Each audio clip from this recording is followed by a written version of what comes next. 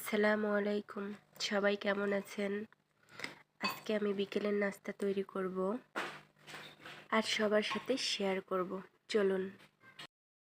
আজকে আমি স্যুপ তৈরি করব। স্যুপ তৈরি করার জন্য এখানে আমি নিয়েছি মুরগির মাংস, এখানে নিয়েছি গোলমরিচ কয়টা, একটা দারুচিনি, একটা লবঙ্গ, একটা তেজপাতা। এখানে নিয়েছি রসুন কুচি, আদা কুচি। চামচ কর্নফ্লাওয়ারের সাথে 2 টেবিল চামচ পানি দিয়ে মিশিয়ে রেখেছি। এখানে আছে একটা ডিম, এখানে নিয়েছি হলুদ, ক্যাপসিকাম, কাঁচামরিচ কুচি, টমেটো কুচি, ব্রকলি কুচি, গাজর কুচি, বাঁধাকপি কুচি, পেঁয়াজ কলি কুচি। এখন আমি দিয়ে দিলাম 3 কাপ পানি। 3 জনের জন্য বানাবো, এই জন্য 3 কাপ দিয়ে দিলাম। দিয়ে দিলাম মুরগির মাংস।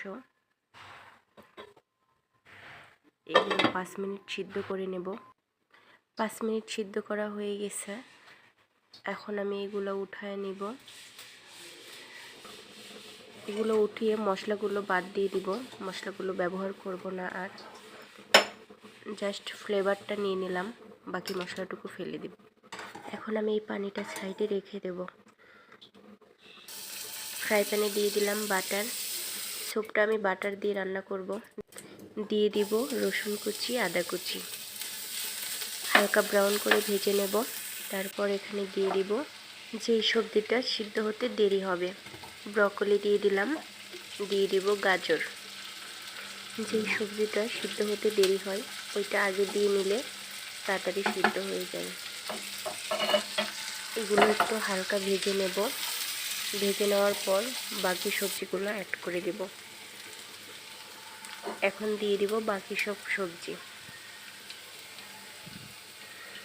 দিয়ে দিলাম ক্যাপসিকাম, বাঁধাকপি, পেঁয়াজ কলি, কাঁচামরিচ, টমেটো কুচি, সবগুলো একত্রে দিয়ে এবার ভেজে নেব।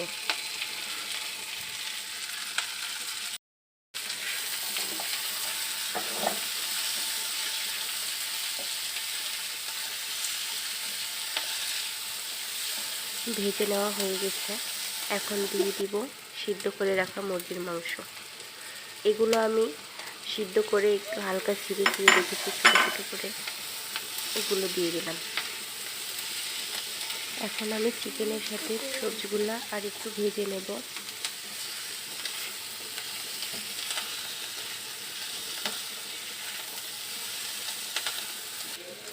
দিয়ে দিলাম স্বাদ মতো লবণ।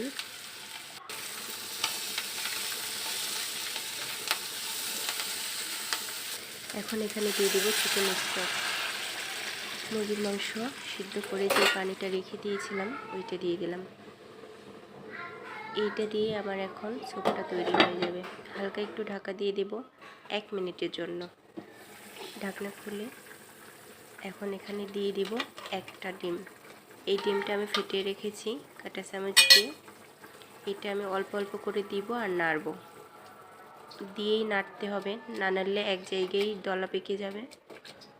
অনবরত নাড়তে হবে। এখন দিয়ে দিব সাদা গোলমরিচের গুঁড়া।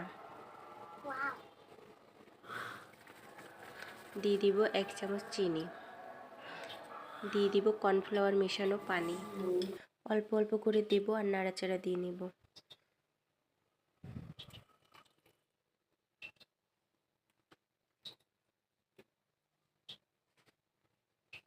এখন দিয়ে দিব সয়া সস।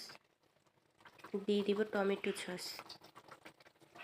এই সসগুলো ব্যবহার করলে স্যুপ খেতে অনেক মজা লাগে। এই পর্যায়ে আর একটু লবণ আমি দিয়ে দিলাম। টেস্ট করে দেখেছি লবণ একটু কম মনে হচ্ছিল। এই তো আমার স্যুপ রেডি। এখন পরিবেশন করে নেব। শীতের সন্ধ্যায় এরকম গরম গরম ধোয়া ওঠা এক বাটি স্যুপ হলে আর কি লাগে বলুন। দেখতেই লোভনীয় হয়েছিল, খেতে মাশাআল্লাহ। ধন্যবাদ সবাইকে আমার ভিডিওটি কষ্ট করে দেখার জন্য। ভালো থাকবেন সবাই। আল্লাহ হাফেজ।